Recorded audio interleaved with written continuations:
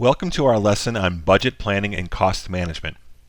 In this lesson, we will show you our tips and techniques for building a win-win budget and managing costs throughout your digital transformation implementation. Budget planning and cost management is one of the fundamentals of our integrated core that we will be using to successfully drive our digital transformation initiative to completion. In fact, it is probably the one that gets the most visibility within your organization, especially your executive leadership. In this lesson, we're going to cover three main topics. First, we will discuss how to take data from your initial planning efforts and use that information to start your budgeting process. Then we will discuss extending that work to fill out the individual human resource budgets and expenses, plus any non-resource related expenses associated to your program. We will then have a discussion on negotiating what I and many others call win-win deals, and look at what those look like from an organization perspective and a consulting company perspective. Finally, we'll go into great details on how to properly track and manage your costs throughout your digital transformation journey. So the big challenge we are trying to solve here is twofold. How are we going to deliver everything we said we would deliver on time, at or under budget, and if you are a consulting company, at the appropriate profit margin? In this lesson, you'll most likely see me toggling back and forth and looking at budget from two different lenses, the client organization lens and the consulting organization lens. Both parties use the same mechanics in building a budget and tracking and managing costs. However, their perspectives at times are slightly different. Let's go back to a slide we discussed in our project planning and tracking lesson about qualitative monitoring and the 7 keys to success. I want to focus on that last one for a moment. External partner benefits are realized. Well, there is one more unwritten bullet point that could probably go into this list, and that is profit margins meet or exceed original expectations.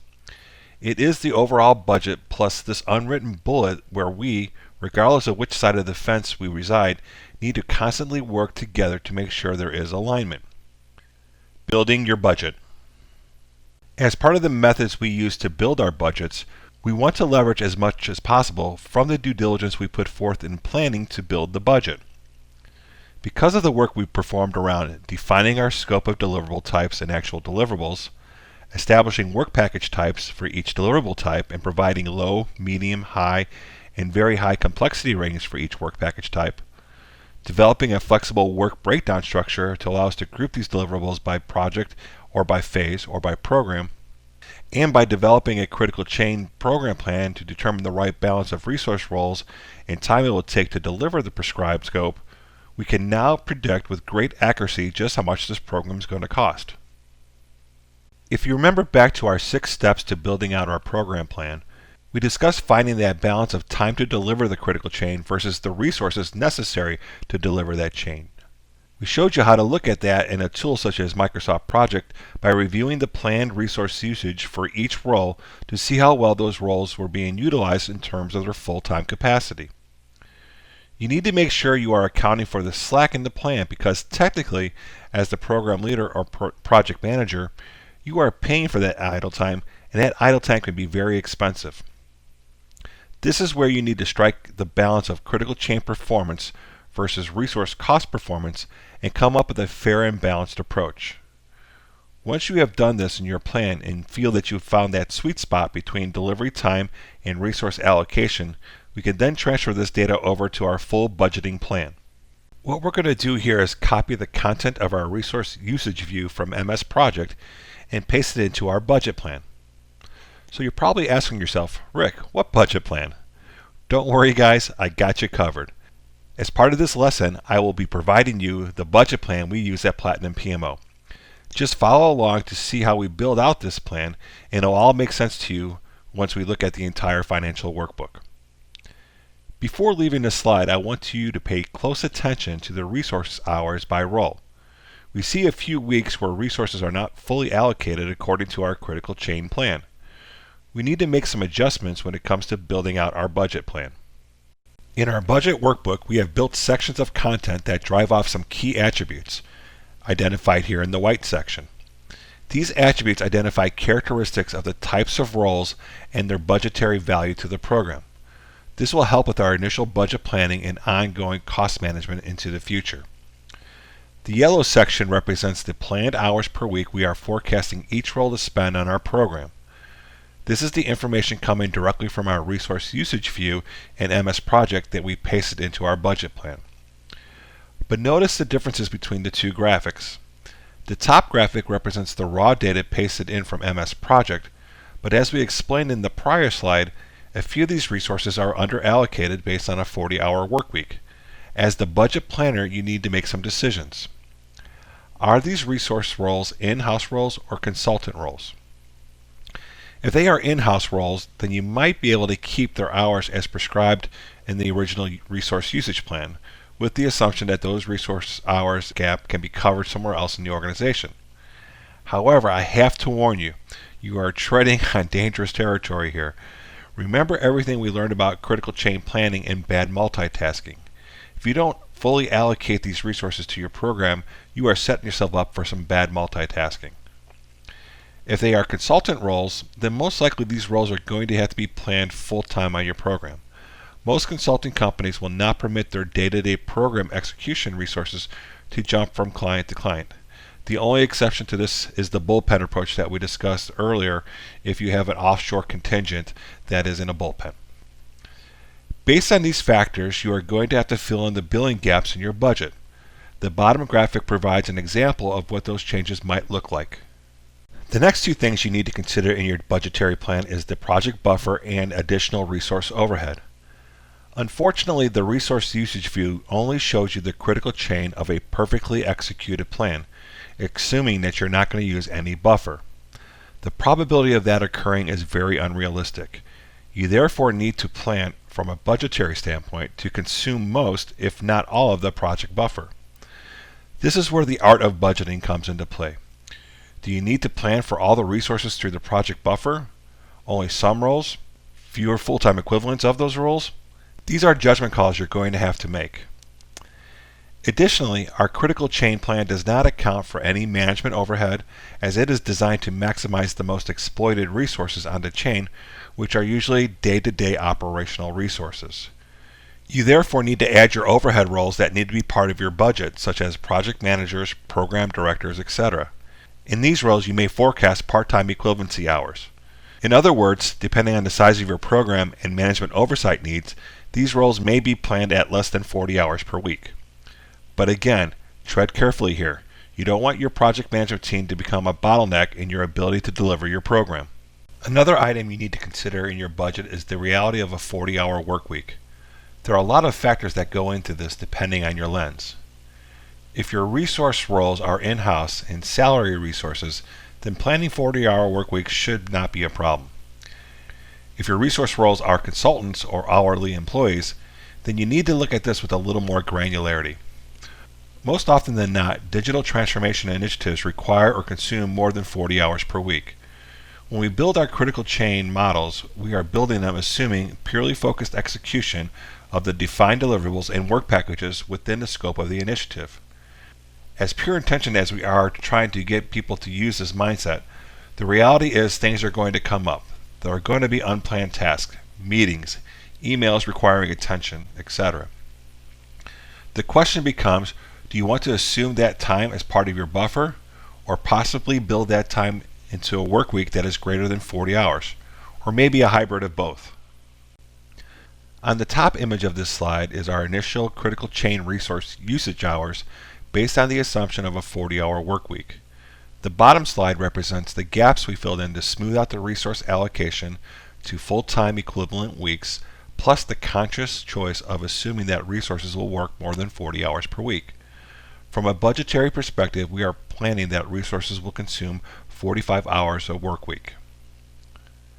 As part of those attributes in the white section we discussed a few slides ago, we are capturing the estimated rate per hour each resource is going to cost the program, from the organization's perspective. If you're looking at this from a consulting organization perspective, those roles that you are supplying to the program become the estimated billing you'll be charging this program for your consulting services. Now this next slide is for those who are part of a consulting organization. Using one of the key attributes in the white section, we are able to calculate the estimated cost of each of these resources to the consulting organization. Based on the rate and cost data, we are able to determine the gross profit and gross margin we anticipate for each role we are supplying to this program. Though we are not in the negotiation portion of the lesson yet, I wanted to show one of the negotiating techniques now and the impact it may have to your gross margin. In some situations, a consulting organization may consider offering an investment credit to the organization partner as a sign of good faith and in an effort to make a win-win deal. You need to account for these investment credits as part of your overall gross profit to the program, the estimated gross profit per hour billed, and the overall program gross margin. These are leading indicators to consulting organizations to evaluate whether or not this opportunity is a good deal for your organization, or if there are more profitable opportunities to consider for your consulting resources. The next consideration for your overall budget is expenses. Here we are trying to forecast the standard weekly expenses per resource role within the scope of your program. Our resource roles can be broken down into two primary categories: non-travelers and travelers. Your non-traveler resources typically fall into three buckets: those resource roles that you are staffing in-house within your organization, those consulting resources that work off-site, offshore, and you'll be working with remotely, and those consulting resources you hire in your local market who will commute to your place of work on their own dime. Your non-traveler resources typically have very little expense overhead, usually about 0 to 5% of their billable value. Your other category are your traveling resources. These are your resources who commute long distances, which traditionally require airfare, lodging, car rental, meals, etc. Estimates may vary on a case-by-case basis, but usually expenses for these types of resources range anywhere between 15 and 25% of their billable rate.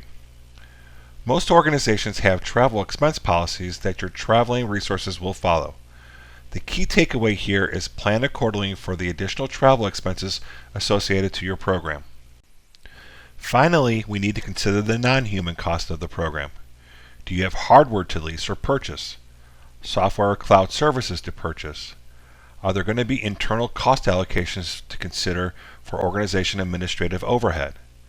Is the program going to have to pay for additional staff augmentation to backfill for the resources taken from the organization to work on the program? What about office space, additional furniture, and equipment? Are there going to be flat fee travel expenses in your future not covered by our resource expense plan? Is there going to be any additional training that the program team will need to go through in order to successfully execute your digital transformation initiative? Are you planning any program-related outings or staff recognition events?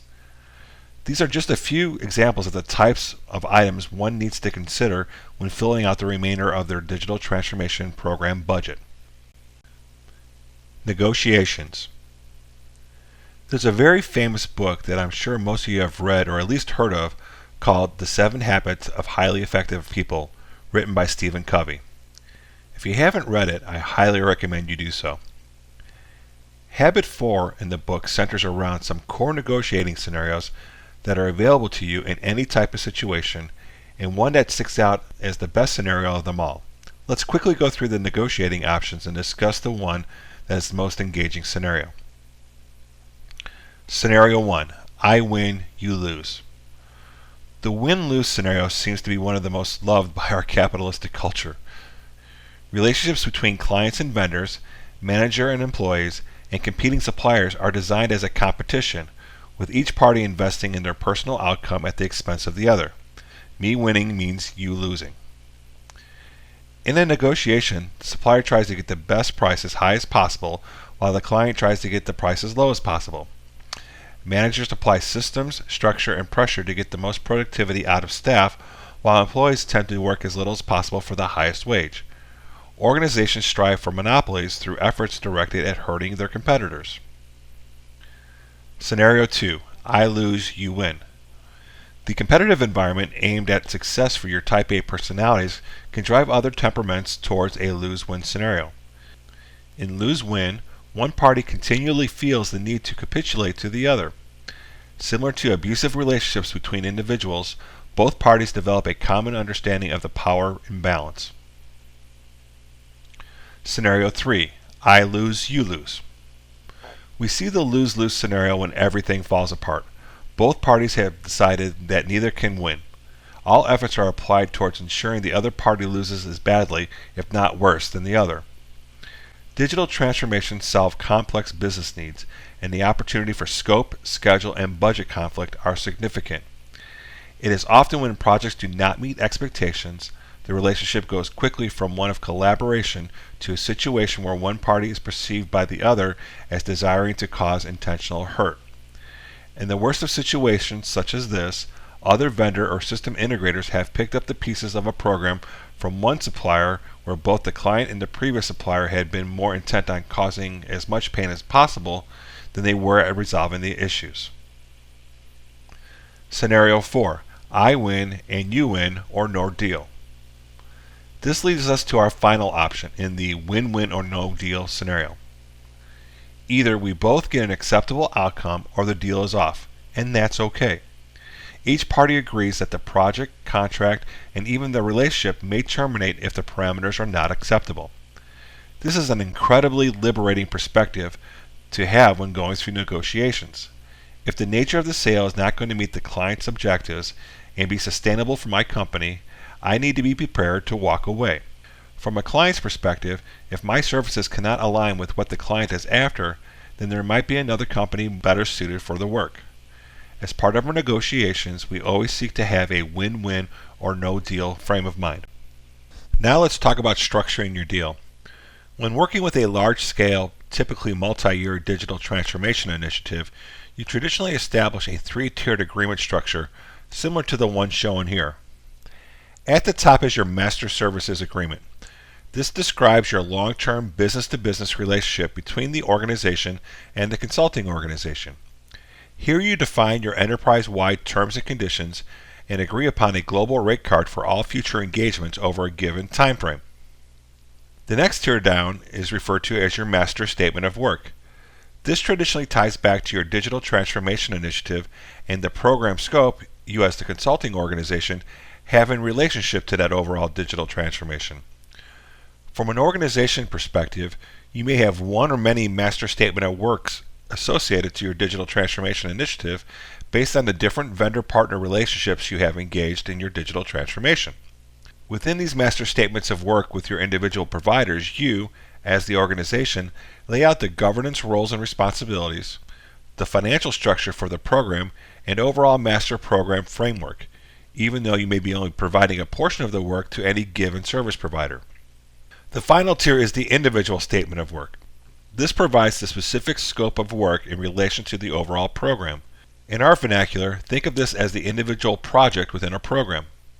This is the actual financial commitment you, as the organization, are giving to your consulting partners for a specific scope of work. By providing the third tier in this structure, you are giving some flexibility to the long-term flexibility of your digital transformation initiative. We all wish we had a crystal ball and could predict perfect outcomes for our digital transformation future effort, but things happen. There are business down cycles, unforeseen acquisitions, and vendors who fail to perform as once intended. By releasing individual statements of work over time, you have the flexibility to pivot should any of these or any other conditions arise. Now, let's discuss the three common financial structures: time and materials, fixed bid, and a hybrid risk-reward model. With the time and materials financial structure, you, as an organization, are paying for each and every approved hour billed by the consulting organization, plus all approved expenses submitted by the consulting organization.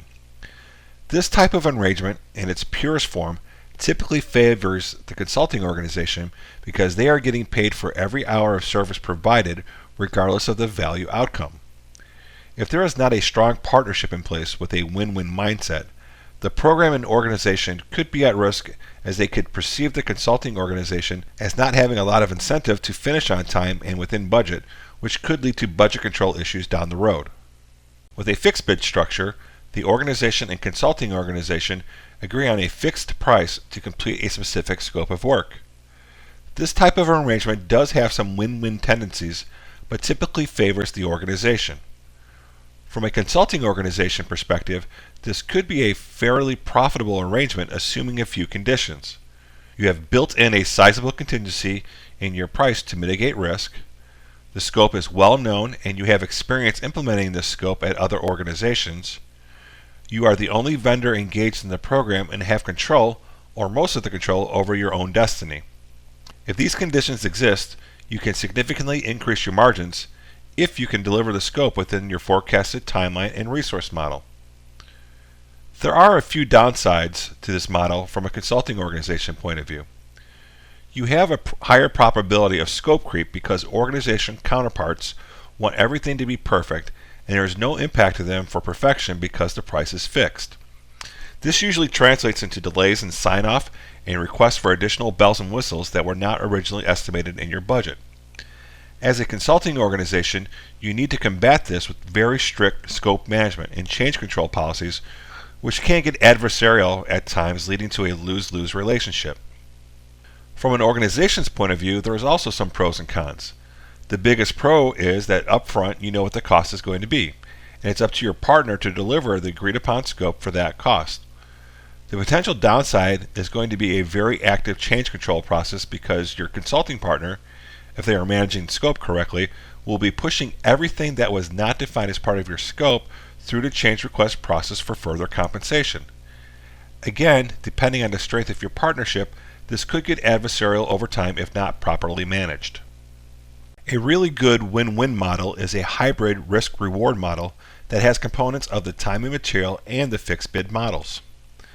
The model demonstrates a fair allocation of risk with meaningful incentives to hold each party accountable for its performance based on the roles, responsibilities, and expertise within each party, and provides a financial structure that ensures that the consulting organization's incentives and interests remain aligned with their partner's interest. This chart demonstrates the concepts behind the shared risk-reward model in terms of budget and schedule. Now, this is only an example chart for demonstration purposes, so feel free to embellish for your own use cases. In my opinion, this is a great example of a win-win model because it incents the consulting organization to deliver early and below budget for a significantly higher profit margin, while at the same time protects the organization from significant budget overages. The top of the line represents the budget risk-reward model, and below the line represents the schedule risk-reward model. So let's go over the budget example first. Let's say you have a program with a program budget with one of your consulting partners that is $1 million using this risk-reward model. If your consulting partner was able to perform this statement of work for 85 to 95% of the budget, that is $850,000 to $950,000, you would get an agreed upon bonus of X% of that savings as a budget performance bonus. If you were able to perform the SOW for 95% to 100% of budget, you would get an agreed upon bonus of Y% of that savings as a budget performance bonus. If you were able to perform the SOW for 100% to 105% of budget, you would bill your normal time and materials up to 105% of budget. If the SOW was performed between 105 and 110% of budget, you would bill your normal time and materials up to 105% of budget and then bill the remaining 5% of the overage at a reduced rate of X%. And then if the SOW was over budget by more than 110%, you would bill your normal time and materials up to 105% of budget and then bill 5% of the overage at a reduced rate of X%, and then anything over 110% of budget would be performed for free. Now let's go over the schedule example. If you were able to perform the statement of work 2 weeks ahead of schedule, you would get a schedule performance bonus of X dollars. If you were able to perform the statement of work 1 week ahead of schedule, you would get a schedule performance bonus of Y dollars. If you were able to perform the statement of work on time or a week late, you would bill your normal time and materials. If the statement of work was late by more than 1 week but less than 2 weeks, you would lose X% of your holdback. Now, your holdback is a percentage of each invoice that is held back from payment and subject to forfeiture for late delivery of milestones. If the SOW was late by more than 2 weeks, you would lose your entire holdback. Here's a different view of the same information we just described. The budget performance strategy with a not-to-exceed cap can be defined as a time and materials project with a not-to-exceed cap based on the percentage of the project budget baseline. In our example of a multi-million-dollar project with a not-to-exceed cap of 110%, that means the highest out-of-pocket cost for the time and materials of the organization would be $1.1 million. You can apply the same logic to expenses and put incentive and risk structures around those as well. For example, with a not to exceed cap of 18% for expenses, the maximum expense exposure for the organization is $180,000, making your total program fee exposure with this consulting organization $1.28 million. Let's quantify our budget performance risk-reward example a little further. From a consulting organization perspective, there is a risk that the program will go over budget. If the program goes over budget, a percentage of the resource rate would be deducted based on a rate reduction scale. For example, in our $1 million program scenario, if the actual program fees were greater than $1,050,000 but less than $1.1 million, then there would be a resource rate reduction of 50%. If the program were to go over $1.1 million in fees, the resource rate reduction would be 100% and the consulting organization would be working for free until the statement of work was completed. On the flip side, there is the reward though. If the consulting organization uses less than 95% of the budget, they will get a 50% of the difference as the budget performance bonus. If they use 95 to 100% of the budget, they will get a 25% bonus of the difference. Now let's explore the scheduled performance side a little further. With a scheduled performance risk-reward structure, a percentage of each invoice is held back from payment in the event there are problems in the delivery schedule performance for a given milestone or project. For example, we are using a standard invoicing schedule. However, 10% of each invoice is held back as part of a scheduled performance plan which is tied to specific milestones within the program. If the milestone is completed 1 week ahead of schedule, then the consulting company gets rewarded a fixed fee bonus. If they finish 2 weeks ahead, they get an even bigger bonus. However, if they are late by 1 week, then 50% of the holdback amount associated to that milestone is forfeited. If they are more than 2 weeks late, then the entire holdback amount associated to that milestone is forfeited. Another performance measure that is a little harder to quantify but is associated with budgeted and scheduled performance is quality performance. As part of a quality performance, there must be a client approval on all deliverables, whose completions drive back to the budget and schedule performance metrics. However, this is not an open door for the organization to intentionally delay sign-offs to avoid paying bonuses. Remember, we are talking about win-win partnerships here.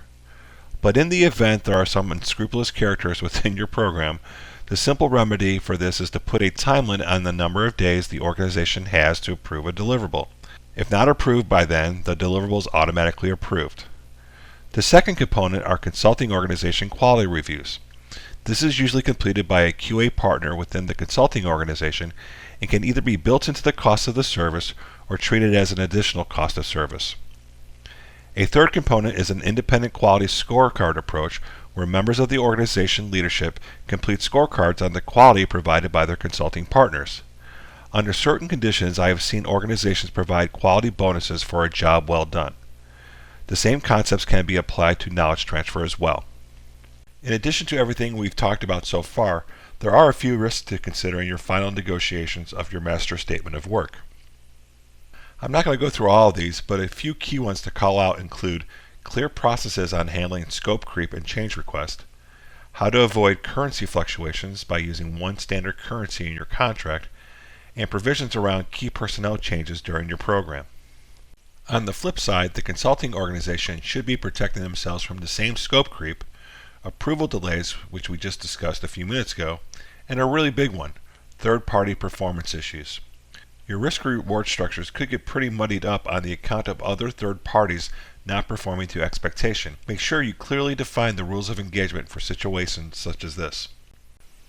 Some final comments on negotiation. It's all about having a win-win deal for both parties, or you are just better off having no deal at all. Focus on the partnership and sharing the risk and rewards of mutual success. The overall goal is to work as one team throughout the negotiations, not us versus them. Not only will this help you throughout the negotiation, but it sets the precedence for your delivery teams to do the same throughout the implementation. Be sure you go over all the risk factors we discussed and any others that you may come up with. Make sure you have clearly defined mitigation strategies documented in your SOW should they materialize. And finally, establish an operating framework that puts all parties in the best possible position to succeed. Always remember, win-win or no deal. Cost management. Now that we have built our plans and our budgets and have finalized our negotiations and have signed either our master or individual statements of work, it is time to actually deliver the digital transformation program. Ensuring that current and accurate cost information for your program is maintained, either by yourself or a member of your staff, is a significant component of your role. I will now walk you through the mechanisms to capture cost information and some techniques for managing cost. The first thing you need to do is access your internal time tracking system. Hopefully all parties are using the same internal tracking system for the program so that there is one source of truth for hours captured and invoicing purposes. The reality is that this is probably not the case, as each individual consulting organization will have their own separate billing systems in which they will need to log hours. Assuming that's the case, special attention will need to be made by members of your PMO to ensure that the time being invoiced by your consulting partners reconciles with the time captured by your program software or process. Once you have the information, you will want to extract it and copy it into your program budget control book. Within this workbook, we provide some nice analysis of our planned versus actual hours spent on the program. With the actual hours, we can delve a little further and look at a few different things. From an organization perspective, we can analyze if our actual labor expenses are in line with our original planned labor expenses for a given period. From a consulting organization perspective, we can do the same, but also analyze our internal cost, gross profit, gross margin, and average gross profit per hour calculations. On the example slide, you see a couple of graphics. From an organizational perspective, we are tracking slightly below budget for the program, which is really great. However, from a consulting organization perspective, the cost is much higher than originally planned. This is most likely due to lower margin resources billing more time than originally forecasted. As a program leader for a consulting organization, you are serving two masters, your client and your firm. Making them both happy can sometimes be pretty challenging. Similarly, we need to capture actual expenses from our expense management system. As we did with time tracking, we will pull these actual expenses and copy them into our respective time periods within our budget control workbook. From here, we can perform some analysis on how we're controlling expenses. In this example, it appears that we're currently over our planned expense budget for the period. We need to analyze why and take corrective action. Now, all of our cost tracking conversations so far have been based on past performance, sort of a rear-view mirror approach on how well your program is progressing so far. But what about the future? How can we tell how this program is going to end? For this, we need to be forward-looking in revisiting our forecasted estimates to complete.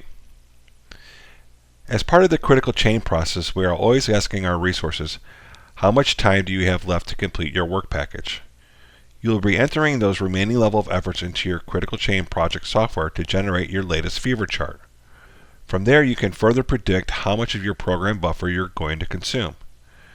Now, at the beginning of the program, you may not see much change in your forecast. However, as you gain momentum and see how much of your buffer you are consuming, you may be able to make some positive predictions to your overall budget and reduce some of the forecasted hours ahead. Let's look at this scenario. You have completed the first 4 weeks of a 9-week project. You have put in the forecasted remaining effort to complete the remaining work packages, and your fever chart indicates that you have only used 5% of your project buffer. You perform some detailed analysis on the individuals making up the remaining work and realize that you might not need as much capacity from certain individuals as you initially thought. As a result, you go ahead and reduce some of that capacity in your future hours forecast as shown. These changes to your forecasted hours have had a positive impact on your estimated labor dollars spent as well as your forecasted expenses. Based on your analysis, you can project a budget savings at this time for your program. Now let's do some analysis from a consulting organization perspective. There are two views to consider, a time and materials view and a fixed bid review. From a time and materials view, you are golden as your estimate to complete, profit margin, and profit per hour are right in line with your corresponding plan. However, if you are on a fixed bid program, you would have some troubles. Even though you have reduced your hours, which is great, your estimate to complete profit, profit margin, and profit per hour have fallen, which is not so great. It is here where you need to continue to look for win-win opportunities by keeping your client happy, by remaining under budget, but at the same time keeping your consulting firm happy by maintaining planned margins. You need to further dive into your margin calculations of your individuals on the program to see if you can take that hour reduction you just determined and shift that hour reduction to lower margin resources while increasing the capacity of your higher margin resources. Well, we have covered a lot in this lesson. We discussed all the inputs from our project planning activities that go into building our initial budgets and all the additional iterations we need to go through to get our budget rock solid. Then we discussed the art of negotiating a win-win deal or no deal at all and all the provisions one must consider when building out the structure of your master service agreement and follow-on master statement of work and individual statements of work. Finally, we showed you the ways to capture your costs in our detailed budgetary workbook and how to establish a forward-looking view by estimating your remaining effort to complete.